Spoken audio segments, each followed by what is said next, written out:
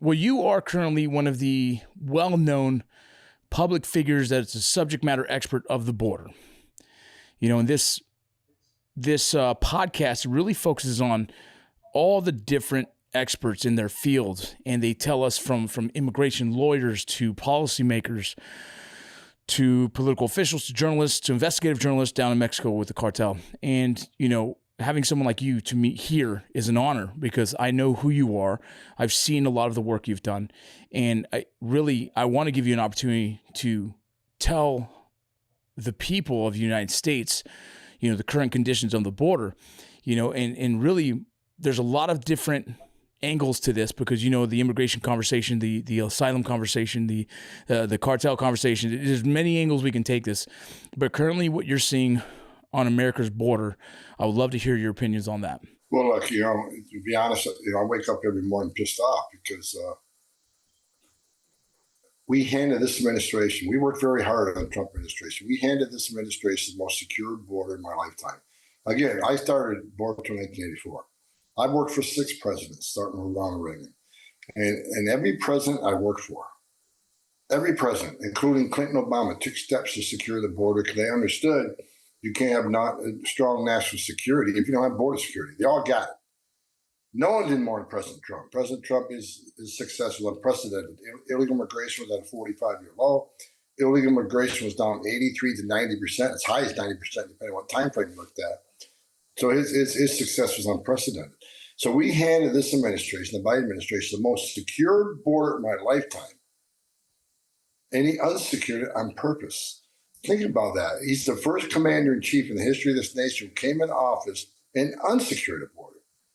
And he wrote 94 executive orders within the first 2 weeks, pretty much abolishing everything we did. And we went for the most secure border to historic, never seen before, numbers crossing the border. So yeah, I wake up every day pissed off after all the hard work we did. We secured the border at the highest level ever, that somebody would come in and tear it all down. Now we're facing with historic illegal immigration, historic drug flow, historic sex trafficking of women and children, historic number of people on terrorist watch lists crossing the border, historic number of cartels making reckless amounts of money, historic number of Americans dying. I mean, it's just record number of Americans dying. A record number. We got 1,800 migrants that died crossing the border, illegal aliens. 1,800, another historic record. So everything about this administration is terrible, and I'm pissed off every morning just thinking what they did on purpose. When you say on purpose, how can you verify that what they did was on purpose, and what are some of the things they did that actually? Let's remember, Joe Biden ran on open borders, and I wrote an op-ed 6 months before the election. I wrote an op-ed from FoxNews.com. I said, if Joe Biden becomes president, we lose the border. And why did I say that? Based on what he was saying during the campaign. He's going to end ICE detention. He's going to put a moratorium on deportations. He's going to come up with an amnesty plan. He thinks illegal aliens should get free medical care. When you offer those type of giveaways, the whole world's going to come to the greatest nation on earth. We knew that. The only ones that celebrated that election was the criminal cartels in Mexico because they knew they were back in business. And when he got in office, you got to give him credit. I'll give Biden one piece of credit. He kept his promise because he wrote 94, or he signed, he probably didn't write them, he signed 94 executive orders in the first 2 weeks, abolishing everything we did. Why in the hell would you abolish the Remain in Mexico program, which is a game changer with the Trump administration, moved numbers down the lowest low? He abolished the third safe country agreements, El Salvador, Guatemala, and Honduras. Why would you end any agreement with another country to limit illegal immigration and human trafficking? There was no reason for that. So he wrote all these executive orders. It went back to catch and release. And look, he's been in power 3.5 years. He hasn't done a single thing to slow the flow. The only thing that this administration done said more resources to the border to process quicker and release quicker, because all they care about is the optics. If there's no overcrowding, if we can prevent overcrowding, there's nothing to see here. So I say they did it on purpose because he abolished the most successful programs in the history of this nation on the border. It wasn't. This isn't mismanagement. This isn't incompetence. This is by design. He ran on open borders and he kept his promise. What is currently, not even currently, what has been in place in our immigration system for housing of illegal immigrants? Like, has there ever been some kind of not necessarily the detention center, but like anything that we've ever had in place that can take an influx of immigration? Look, when I was at ICE, we had 34,000 detention beds. When we had the family surge in 2014, 2015, we built family residential centers, kind of a campus setting. So ICE has always been in charge of detaining people, children. They go to Health and Human Services. But what you see now is this administration funding NGOs to get hotel rooms for illegal aliens and getting 3 meals a day and get free medical care. That's never happened. Again, when you tell somebody you can enter the country legally, you won't be detained, you'll be released. We're going to fly to the city of your choice. We're going to put you in a free hotel room. We're going to give you 3 meals a day. We're going to give you free medical care. And you know what? In 90 days, you're going to get a work authorization. Who the hell wouldn't come? So I've never seen anything like this before. We always had detention space, both ICE detention or HHS holding children. It was never like what you see today. Yeah, you've also argued that Biden has opened the door to what you call the third border.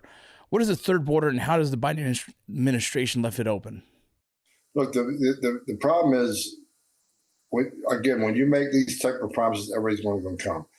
Now, what he's done is, they took such a beating over the illegal alien numbers coming across the border that they created this program where they say legal pathways. Let me be clear: nothing legal about it. I've been doing this a long time. They're abusing the parole authority. The parole authority says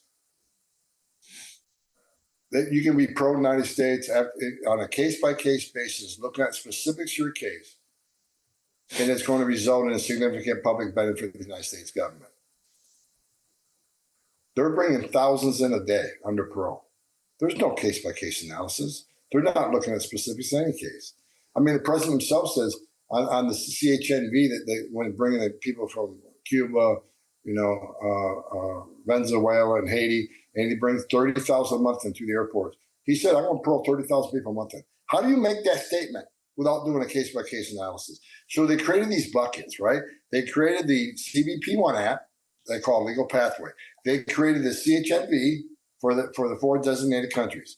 So they're bringing thousands in that way, come legal entries. And they're not legal entries. These people have no documentation of the country legally. They're the same people that were passed between the ports of entry, but they created these 2 other buckets. And why did they do that? So they can claim the illegal alien numbers, illegal alien counters are down because they took a big portion of them and put them in a POE. So he created a whole new system, what he calls legal pathways. I'm telling you, they're going to lose it in court because I know what the law says. I'm not an attorney, but I can read. I know what the law says. So this will end hopefully in the near future because it's abuse of the parole authority. When I was ICE director for a year and a half, almost 2 years, I paroled 3.